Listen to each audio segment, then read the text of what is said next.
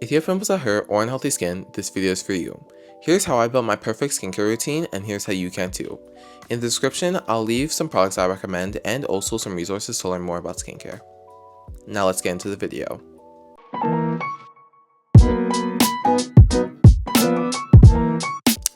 So just as a disclaimer, I'm not a dermatologist, I'm just a teenager with an unhealthy skincare addiction and someone that's just done a lot of research on skincare. I have absolutely zero certification or experience in medicine or dermatology, so just leaving that out there. So some products that I would recommend for a beginner to get is a cleanser, moisturizer, and sunscreen. I think that it's essential to have a cleanser because a cleanser, it wipes off all the dirt from the day and different particles that fly into your face, especially if it's a windy day. There'll be different things flying into your face, and if you touch your face during the day sometimes, or rest your arm on your face like this or something, the particles and bacteria and dirt from your hands will get onto your face, and that can clog your pores and cause pimples and acne. So I would just recommend get a cleanser. And also, if you cleanse your face before applying toners or serums, it'll help them absorb better into the skin since they're not having to get through any dirt or anything. Then I recommend getting a moisturizer because it acts as a barrier between your skin and dirt that would fly onto your skin. And it also helps.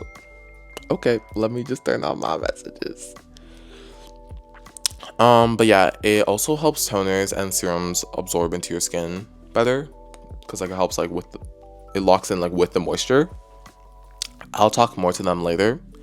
And then sunscreens protect your face from sun rays, and I specifically recommend to try and get a mineral sunscreen.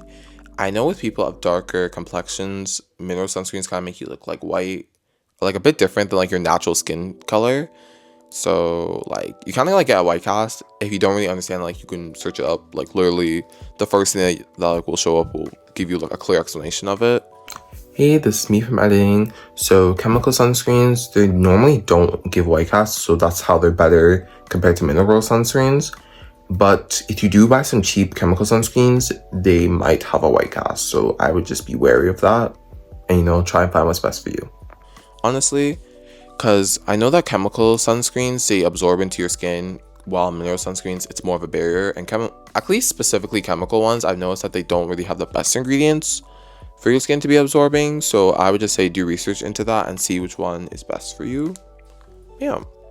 So as you advance in skincare, I'd recommend trying out different serums and toners.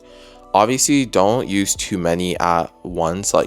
Just try one thing, but even that, just have your basic skincare for a good 3 months. Maybe throw in a serum or toner if you feel you're ready for that, because obviously you don't want to do too much at once because that can cause a chemical burn, and that takes a while to recover from. Your skin is really sensitive. But yeah, so specific things that you can buy, that you can look for, I guess, in serums and toners is something that fights hyperpigmentation, for example, which is what would happen if your skin gets damaged from the sun, or if you pick at your pimples, or you kind of get acne scars from that too. And as just to let you know, a lot of products, they do overlap in what they can do. It's just that some products, they have a specific higher efficacy in what things that they can do, if that makes sense. I'll talk more about that later, so hopefully that'll my later explanation will make a little bit more sense. So now going into ingredients, I'm going to start off with beta hydroxy acids, also known as BHAs. So these products, they remove oil from the skin and dead skin cells, and they're normally recommended for people with oily skin. I personally use salicylic acid, and the highest percentage I've seen in it over the counter is 2%. I recommend it in cleansers. I feel that works really well for me because it's when the oil starts to come off, you will wash it off, and it's not really a serum where I don't actually really know how salicylic acid serums work, but I just kind of falls off the dead skin. I think something like that. I don't know. I just it makes more sense to me if it's in the cleanser because then it's it washes off. And then another ingredient that is a BHA is witch hazel, but it's known to be a bit more drying. I never really use it properly because I've used it in I've had a product that had witch hazel in it, but it wasn't really specifically for witch hazel. It was more of it was a vitamin C product. So I can't really speak too much of it, but I've heard about it being drying. So yeah, let me know in the comments what you guys think and like if you guys have tried any of these ingredients. Then next is alpha hydroxy acids. These also exfoliate the skin and like they remove dead skin cells, and they're recommended for people with dry skin. So some common alpha hydroxy acids that you'll see is like glycolic acid, mandelic acid, and lactic acid. There are a lot more alpha hydroxy acids compared to beta, I think. Or at least what I've seen, there's been a lot more alpha hydroxy acids. So glycolic acid, it's known for being, I guess, like really good for exfoliation and it unclogs pores. You'll see it in a higher percentage compared to most other products. I actually don't know the highest I've seen it in. I know The Ordinary, they have a product that has glycolic acid and it had a bit of a high percentage from like what I could notice. When I used it at the time though, I feel like it was okay. Like I don't think it was like too high that like it really like it did any damage to my skin. I feel like it just like was effective.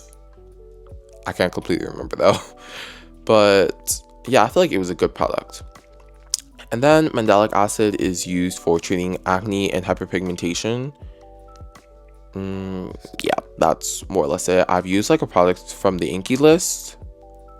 I'm not sure how well it worked for me, but to be honest, I did also kind of use it a bit inconsistently, so I probably did not get the full effects of what it could give me. But yeah, and then lactic acid also aids with hyperpigmentation and improves the skin barrier. I've never used lactic acid before, so I can't speak too much to it. But yeah, those are the alpha hydroxy acids. Then azelaic acid, it brightens the skin and it also exfoliates your skin. So like that's another example of how like things overlap. Then vitamin C brightens your skin and hyaluronic acid hydrates your skin.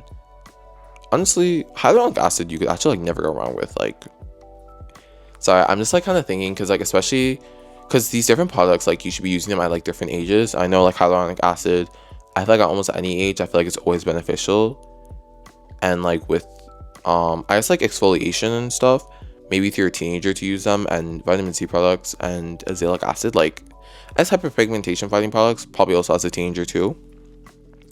And like I guess you can also kind of see how like these different products overlap. But the alpha hydroxy acids and the beta hydroxy acids are more known for exfoliation, while azelaic acid and vitamin C, they're known for fighting like hyperpigmentation and brightening the skin. Hyaluronic acid is known for hydrating the skin, as I've already mentioned. And also one other product that I want to go over is retinol. Retinol, it's kind of like a big kind of category. It's recommended for people that are about 20 years old. But if you go to your dermatologist, they might prescribe to you a retinol to like help you probably like get over like your acne or something. Because retinol is normally just known for fine lines. Yeah, for fine lines and like wrinkles, but it can also help with like acne, hyperpigmentation, etc. It actually works really well for a lot of stuff, surprisingly. That's like something that I've noticed. And then finally, now I'm just gonna leave you off with some tips that I've learned over my time of doing skincare. So if you ever need to blow off some oil, you can peel a tissue paper into 2 pieces and you can use it to remove the oil, like if you kind of like dab on your face. I feel like that's worked well for me. I remember like New York City, I did that. And like if you're in New York City in the summer, it's like actually really bad. Like it's so hot and you're sweating and like your skin is like gonna be like oily. It's a different kind of struggle.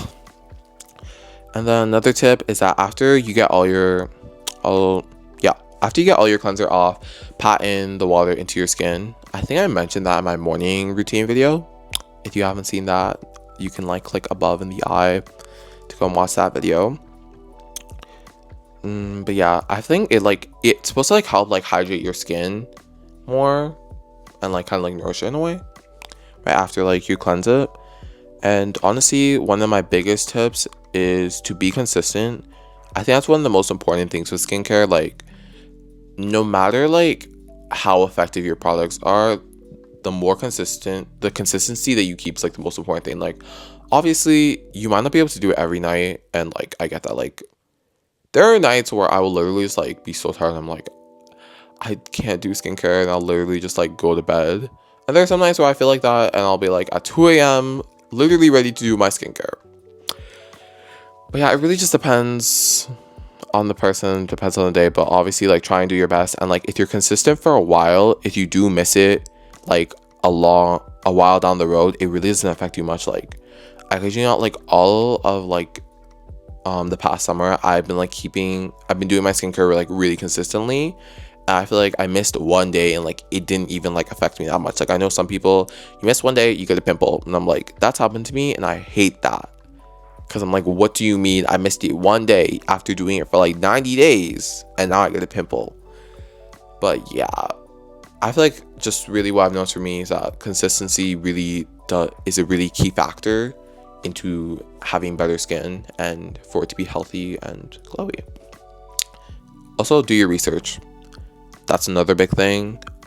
I think like there are so many products on the market, and I think to like help like you become more decisive is like know what kind of skin you have. So like oily, dry, normal. Oily, dry, normal.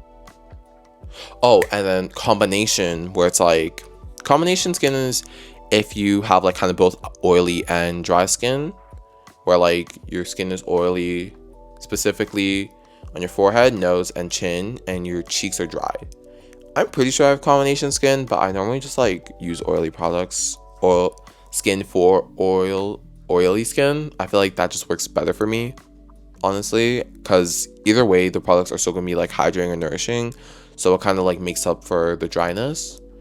And I know that some people for their combination skin, it's like during specific periods of the year they will have oily skin, then other periods they'll have dry skin. It's actually kind of interesting. But yeah, do like research on that stuff and just learn about the different products so you kind of know what you're using and if you can mix different products together. Make sure to check that out, because I know if you do have like salicylic acid in a cleanser, you can use it and then like after maybe have a serum that has like azelaic acid. But you use like a serum with azelaic acid and like salicylic acid, I don't think you're able to use those together. So just do research on that kind of stuff. And, you know, make sure that like you're just being safe and everything, of course. But yeah, I think that's really it for the Skincare 101 video. Thanks for watching. Bye!